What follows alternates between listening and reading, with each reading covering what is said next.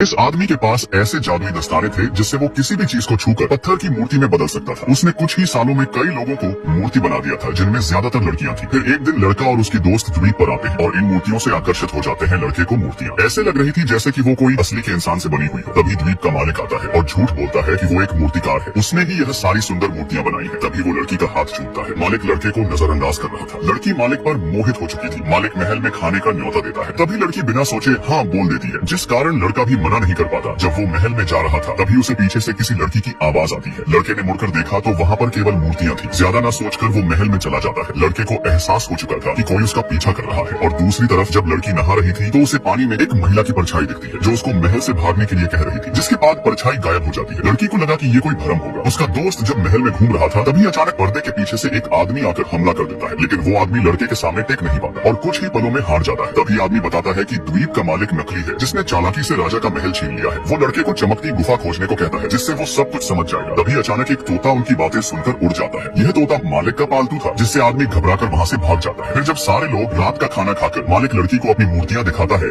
तो उसका दोस्त भी उसके पीछे पीछे आ गया था। लड़के को मूर्तियों को देखकर शक हो चुका था कि कुछ तो गड़बड़ है, इसलिए वो रात में चुपके से वापस गुप्त कमरे में आता है जहाँ उस दिन वाले आदमी की मूर्ति मिलती है। यह देख अगली सुबह लड़का तुरंत लड़की को मालिक के काली करतूतों के बारे में बताता है। वो जल्द यहाँ से भागने के लिए कह रहा था, पर अब बहुत देर हो चुकी थी क्योंकि द्वीप के मालिक को सब कुछ पता चल चुका था। उसके बाद लड़का चमकती गुफा को ढूंढ लेता है, जिसके अंदर घुसने पर उसे एक बटन मिलता है, जिसको दबाते ही सारे लोग गुफा में गिर पड़े थे और सामने का नजारा देख हैरान हो चुके थे। पूरी गुफा मूर्तियों से भरी पड़ी थी। उसके साथियों ने असली राजा की मूर्ति को पहचान लिया था। लड़का अब सब समझ चुका था कि उसके दोस्त की जान भी खतरे में है, इसलिए वो तुरंत साथियों के साथ महल लौट जाता है। और तब तक मालिक ने लड़की को धोखे से नशीली शराब पिला दी थी, जिससे वो तुरंत बेहोश हो जाती है। फिर मालिक उसे गुप्त कमरे में ले आता है और अपने जादुई दस्ताने बाहर निकाल लेता है। फिर लड़की को छूकर उसे मूर्ति में बदल देता है। थोड़ी देर बाद जब लड़का कमरे में पहुंचा तो पत्थर बनी लड़की को देख उसे बहुत गुस्सा आ रहा था। वो मालिक को लड़ने के लिए ललकारता है और वो उसके पास जाने से डरता था, क्योंकि उसके छूते ही वो भी पत्थर बन सकता था। इसलिए दोनों की अफरा तफरी में मालिक ने कई चीजों को पत्थर में बदल दिया था। लड़का उससे बचते हुए भागकर महल की बालकनी में आ जाता है, जहाँ नीचे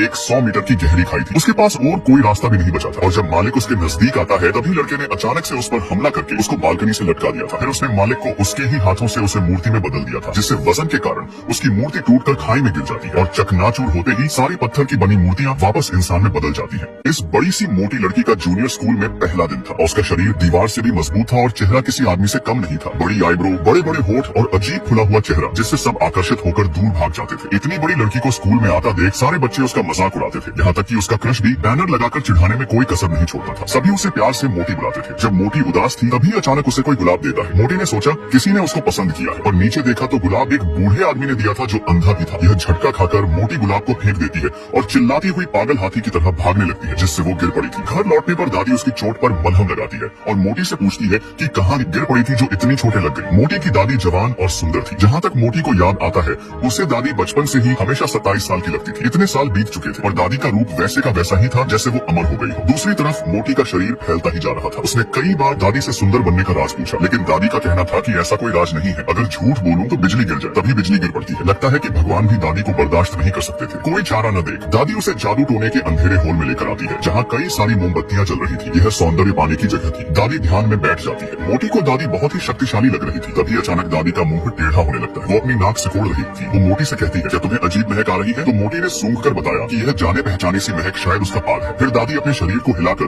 काले जादू के मंत्र पढ़ने लगी थी। यह देख मोटी खुश होकर पूछने लगती है कि कौन सी परी आने वाली है, पर दादी का कहना था कि ठंड से उसने बस जमाई ली थी। तभी दादी मोटी को शांत रहकर ध्यान देने के लिए कहती है। मोटी हामी भरकर दादी के मंत्रों को ध्यान से सुन रही थी। तभी मंत्र खत्म होते ही दादी के मुंह से एक कान खजूरा निकलता है और सीधा मोटी के मुंह में वो चला जाता है, जिसके अगले पल ही दादी जवान से बुढ़ी हो गई थी। यह देख मोटी इतनी ज्यादा डर जाती है कि वो घर से बाहर भाग निकली थी और तूफान में चीखती हुई वो किसी चीज से टकरा जाती है। जब उसने सिर उठाया तो सामने सफेद कपड़ों में एक सुंदर स्त्री दिखाई दे रही थी। उस सुंदरी ने एक क्रीम की बोतल निकाली और मोटी को लगाने को कह रही थी। इस लगाते ही तुम भी मेरी तरह जवान और खूबसूरत बन जाओगी। यह सुनते ही मोटी की खुशी का कोई ठिकाना नहीं था और जब सुंदरी जाने लगती है तो मोटी जोर जोर से चिल्लाने लगी थी। पता चला कि मोटी एक होर्डिंग बोर्ड से चिपकी हुई थी, जिसमें उसे सुंदरी की तस्वीर थी। तभी दादी भी पीछे से आ जाती है और मोटी की टपली बजाकर उसको होश में लाती है। बेचारी दादी मोटी को सुंदर बनाने के चक्कर में खुद भी बुढ़िया बन गई थी।